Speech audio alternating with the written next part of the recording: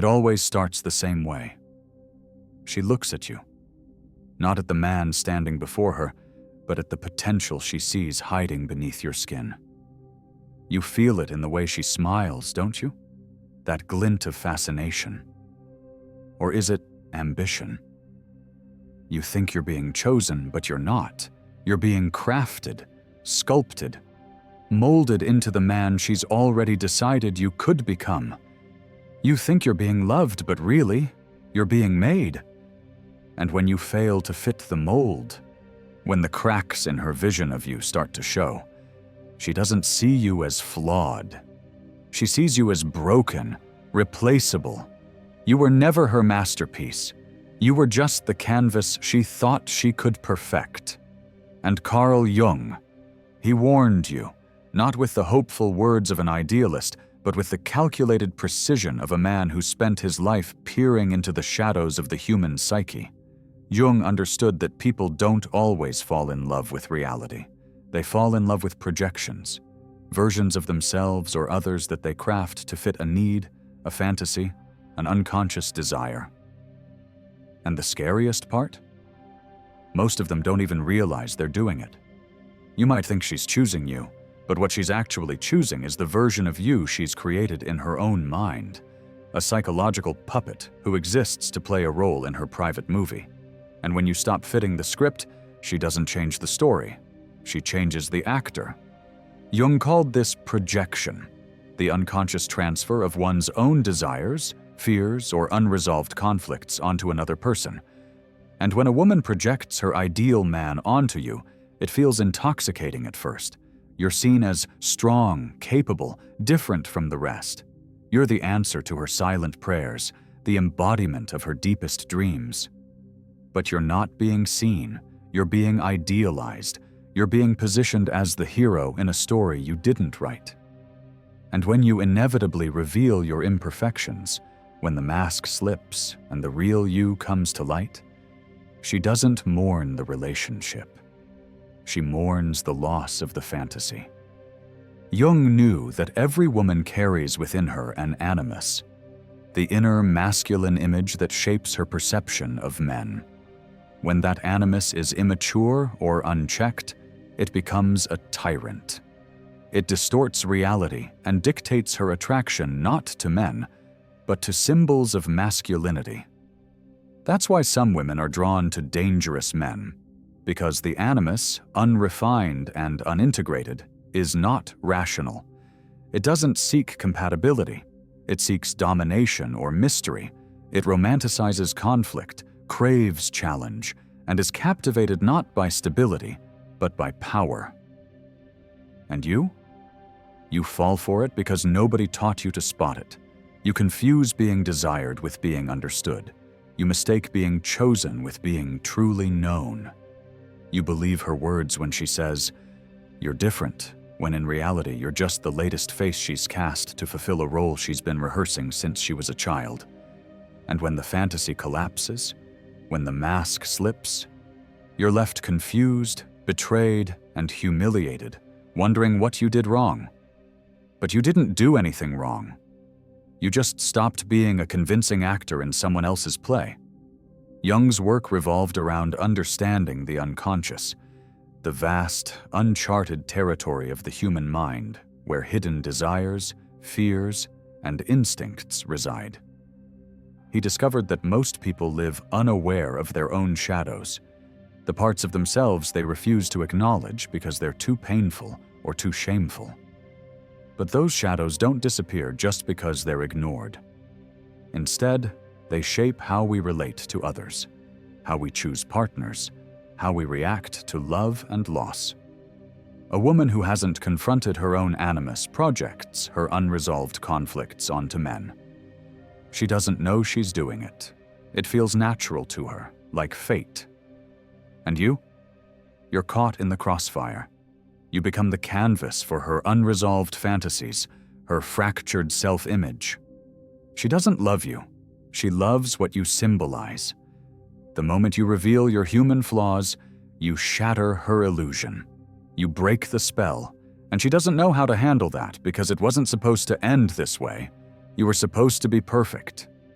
You might find yourself blaming her, calling her manipulative or unrealistic. But Jung would tell you to look deeper. He'd remind you that she, too, is lost in her own unconscious labyrinth, projecting her own unaddressed issues onto you. It's not malice, it's ignorance. You were willing to play the role because it felt good. Being idealized makes you feel powerful, like you've finally found someone who truly gets you. But it wasn't you she wanted. It was her own image of the ideal man. The moment you stepped out of that role, the illusion shattered. And that's why it hurts. You weren't just losing a relationship. You were losing the version of yourself that felt admired and valued. You were losing the fantasy of being the answer to someone's dream. Jung taught that the only way out of this cycle is through individuation, the lifelong process of becoming whole within yourself. You have to confront the parts of you that craved that fantasy in the first place. You have to ask yourself why you were so willing to become someone else's ideal. It's brutal work. It requires you to confront your own neediness, your fear of rejection, your desire to be admired even at the cost of authenticity. You have to break the pattern of allowing someone else to define your worth.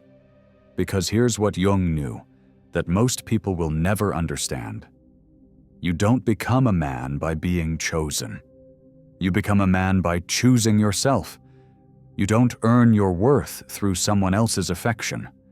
You earn it by standing alone, fully awake, fully responsible, fully alive. A man who has faced his own unconscious cannot be seduced by projection. He is no longer a puppet in someone else's fantasy.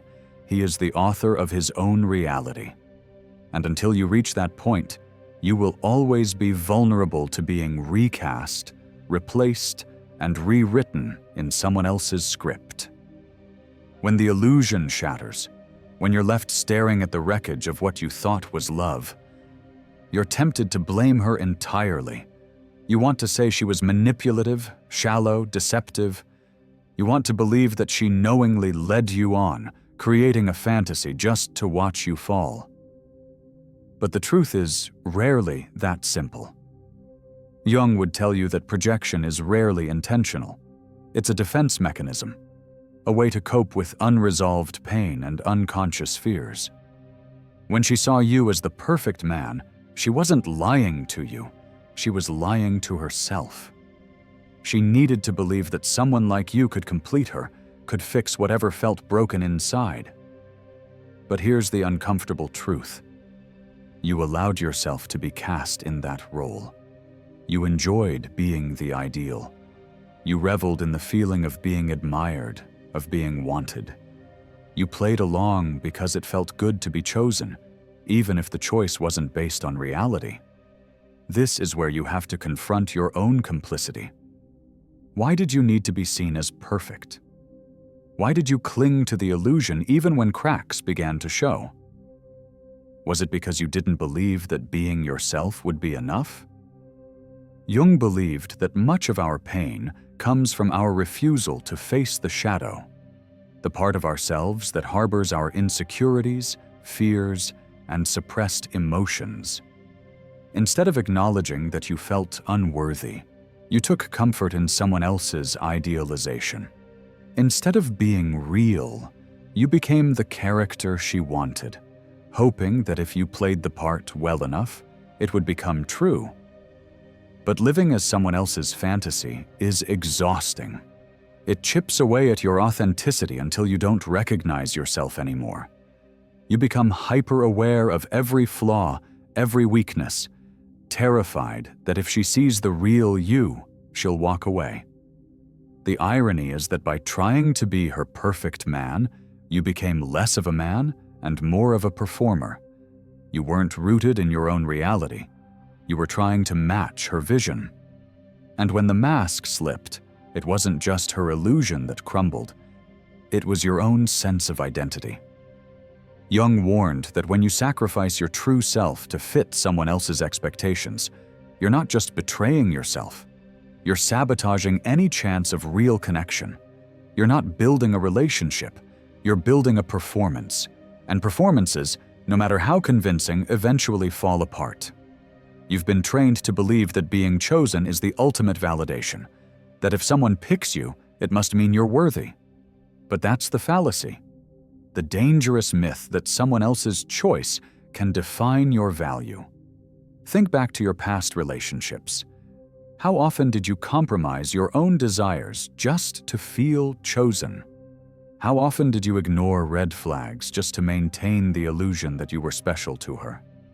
You weren't in love with her. You were in love with the idea of being important. This need to be chosen stems from a core wound, the fear that you're not enough on your own. You thought that if you could just be the man she wanted, you wouldn't have to face your own insecurities. But chasing validation doesn't heal you, it enslaves you. Jung believed that true freedom comes through individuation, the process of becoming a complete and integrated self. It's about bringing your shadow into the light, acknowledging your flaws without letting them control you. It's about choosing yourself rather than waiting to be chosen. To start this process, you have to ask yourself some hard questions. Why do I need to be seen as perfect? Why do I fear being real? Why do I let others define my worth? These questions don't have easy answers. They dig into wounds that you've been covering with performance and compliance. But until you address them, you'll keep repeating the same pattern, falling for women who see you as a potential rather than a person. One of the core issues here is your fear of rejection. You think that being yourself, flawed, uncertain, human, will lead to being abandoned. So you compensate by becoming what you think she wants. You create a version of yourself that seems invincible, unbreakable, dependable. But that version isn't sustainable. When you realize that you can't live up to her fantasy, the panic sets in. You start feeling suffocated by the expectations you helped create. You resent her for not seeing the real you, but deep down, you know it's because you never showed her. You only showed what you hoped would be loved. Jung would tell you that fear of rejection is rooted in the wounded self, the part of you that feels inherently unworthy. But until you face that fear head-on, you'll keep building relationships on fragile foundations of illusion rather than truth. Individuation means integrating all parts of yourself, not just the idealized version. It means looking at your weaknesses without shame, admitting your fears without guilt, and accepting your failures without self-hatred. You are not just the strong, capable, confident man you try to be. You are also the doubtful, anxious, vulnerable human you often hide. When you embrace your whole self, you stop needing someone else to validate your existence. You stop feeling desperate to be chosen because you understand that your worth isn't something that fluctuates with someone's opinion. You're not a role. You're a person. It's not about becoming indifferent or closed off. It's about being real. You can still love fiercely and be vulnerable, but you do so with the understanding that love doesn't require self-erasure. If she can't love the real you, then it's not your loss. It's just the end of a projection. Letting go of the need to be chosen doesn't make you heartless. It makes you free. You're no longer performing for an audience that might leave. You're no longer dependent on being someone's ideal to feel secure. You've reclaimed your own narrative. And when the right person comes along, someone who sees you as you are, without the projections and the fantasies, you'll know that this time, it's not about performance. It's about reality. It's about being loved for your truth, not your potential. Once you've reclaimed your identity, the next challenge is maintaining it when someone new comes along. It's one thing to choose yourself in solitude. It's another to hold on to that choice when faced with the intoxicating pull of attraction. You'll meet someone who stirs something familiar, a spark, a sense of being seen. But the question isn't whether she's interested. The question is whether she's interested in you or the idea of you. If you're not careful, you'll fall back into the cycle, molding yourself to fit her expectations, becoming what you think will keep her around. One of the most crucial skills to develop is recognizing projection as it happens. In the beginning, it's subtle. Maybe she calls you different from other men. Maybe she's drawn to how stable or driven you seem. It feels good to be admired, but take a step back. Ask yourself, is she really seeing me, or is she seeing what she needs me to be? Projection often feels like adulation. You're her hero, her escape, her perfect man. But the truth is, no one becomes a savior overnight. Real connection grows from seeing each other clearly, not through the haze of idealization. Jung would tell you that projection is not inherently malicious. It's a natural function of the psyche. But allowing it to persist without question means building a relationship on a lie. If she's already put you on a pedestal, be wary. When you're raised that high, the fall is inevitable. The key to breaking the cycle is to be authentic from day one. When she asks about your dreams, your fears, your past, tell the truth. Don't just offer the parts that sound impressive. Don't shy away from revealing your imperfections. If she's truly interested in you, she won't flinch at your reality. But if she's more invested in maintaining her fantasy, she might start to pull back. This is where many men panic, thinking they've ruined something good. But in truth, you're just forcing the relationship into clarity. Think about it. If someone can't handle your real story, the one that includes your flaws and doubts, why would you want to keep pretending? Authenticity acts as a filter. It ensures that only those who value your true self stick around. One of the most dangerous traps is the belief that love means being predictable. You might think that once she sees your more complex, inconsistent sides, she'll lose interest. But that's a myth rooted in insecurity. Jung taught that human beings are inherently contradictory. You can be strong, yet vulnerable, confident, yet uncertain. The problem arises when you believe you must be one-dimensional to be loved. Real love doesn't come from perfection. It comes from acceptance. When you share your doubts, your fears, your aspirations without editing them to sound more palatable, you're allowing a deeper connection to form. The kind that isn't based on fantasy, but on reality. Projection often thrives where boundaries are weak. When you fail to assert your own needs, you inadvertently encourage her to continue projecting. She thinks you're always agreeable, always supportive, always reliable. But you know that's not true. You have limits, and pretending otherwise is a slow form of self-erasure. Set your boundaries clearly and early. If she expects you to always be available, tell her when you need time alone. If she wants you to change your routine to accommodate her, be honest about your priorities. It's not about being distant or cold. It's about being consistent. Jung believed that a man who respects his own boundaries inspires respect from others. You're not being selfish, you're being realistic. When she sees that you're not willing to bend just to keep her happy, she'll either adapt or leave. And that's fine, because the right relationship doesn't force you to sacrifice your authenticity. One of the most liberating realizations is that genuine love doesn't require a performance. It doesn't ask you to constantly impress or live up to some idealized standard. It accepts your flaws and your strengths without making you feel like you're walking on a tightrope. If you feel like you're constantly auditioning for her affection, it's a sign that projection is at play. Real connection should feel balanced, not like you're one mistake away from being discarded. Ask yourself, am I being loved or am I being admired? The difference is subtle but profound. Admiration is based on the idea that you're better, stronger, or more perfect than others.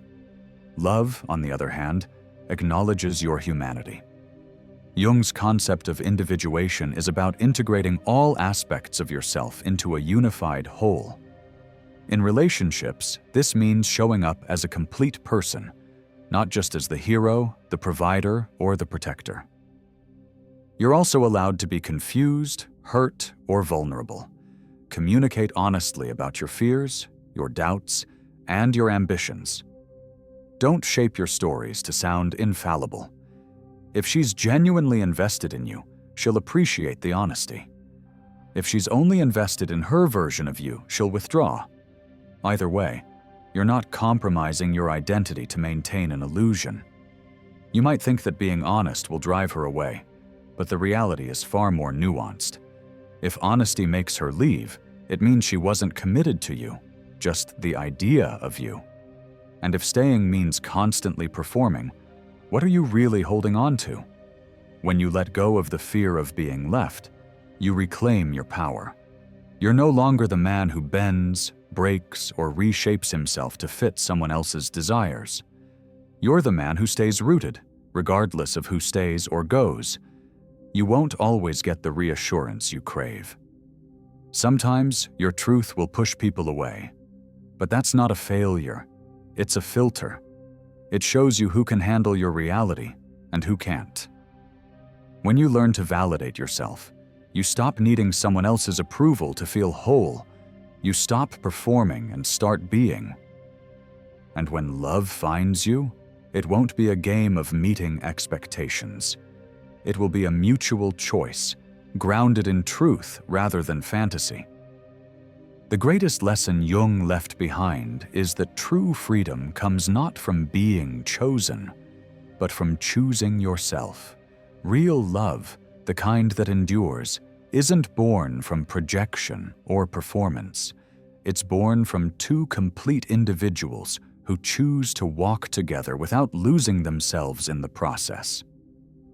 But to get there, you must first make peace with solitude. Stop viewing it as a failure. Stop seeing it as evidence that you're not enough. Solitude is where you confront your shadow, the insecurities, fears, and unresolved wounds that make you vulnerable to projection. It's not a punishment. It's an opportunity for growth. When you embrace solitude, you stop fearing rejection.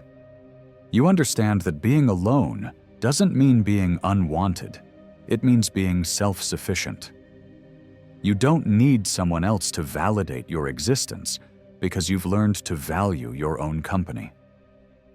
The moment you realize that you're enough as you are, you stop chasing the illusion of being perfect. You stop volunteering to be someone else's ideal. You stop looking for love as a means of self-validation. Instead, you look for a connection that respects your individuality. You're no longer the man who compromises his identity just to be loved. You're the man who stands firm, even when being real risks rejection. You choose authenticity over acceptance. You choose yourself over the performance. Real love doesn't demand that you fix yourself to be worthy. It doesn't insist that you be someone else just to keep the peace. It's not a performance you have to keep up. It's a choice, one rooted in respect, honesty, and genuine connection. When you meet someone who values your real self, when she doesn't just admire your strengths, but also accepts your flaws, you'll know it's different. You'll feel grounded rather than anxious. You'll feel free rather than confined. You'll realize that love built on reality doesn't crumble when flaws come to light. You've spent too long trying to be what others needed. You've shaped yourself to fit their fantasies, only to be discarded when reality caught up. It's time to stop molding yourself just to feel accepted. Become the man who is rooted in his truth, the man who doesn't sacrifice his soul for validation, the man who doesn't fear being alone because he knows that solitude isn't the enemy. Self-betrayal is. Jung believed that the journey to individuation is not easy. It's lonely, uncomfortable, and often terrifying. But the reward is freedom. Freedom from living as someone else's idea of a man. Freedom from performing just to feel worthy. When you choose yourself, consistently, unapologetically, you become untouchable. You're no longer at the mercy of someone else's projections. You're no longer swayed by the desire to be chosen. You are enough as you are. And when you walk through life with that mindset, love becomes a bonus, not a necessity. You don't bend to be loved. You don't break to be kept. You stand tall, knowing that real love doesn't ask you to disappear just to be accepted. You are not just a reflection of someone's fantasy. You are a man who knows himself, who respects himself, and who loves without losing himself. And when you meet someone who can see that, who doesn't demand that you shrink to fit her vision, you'll know that this time, it's not about being chosen, it's about being seen. The strongest man is not the one who never doubts. It's the one who embraces his doubts without letting them define him. The most confident man is not the one who never fears. It's the one who walks forward despite the fear. You become powerful not by being perfect, but by being real. Carl Jung didn't give you an easy path to follow. He didn't promise happiness through illusion. He challenged you to confront your own shadow, to integrate all parts of yourself, and to walk through life as an authentic man. You don't need to be chosen to be worthy. You don't need to be perfect to be loved. You just need to be yourself, fully, unapologetically, and without fear. Choose yourself first. Love yourself fiercely. And when someone chooses you for your truth rather than your performance, you'll know it's real. Not because you had to convince them, but because you finally embraced yourself.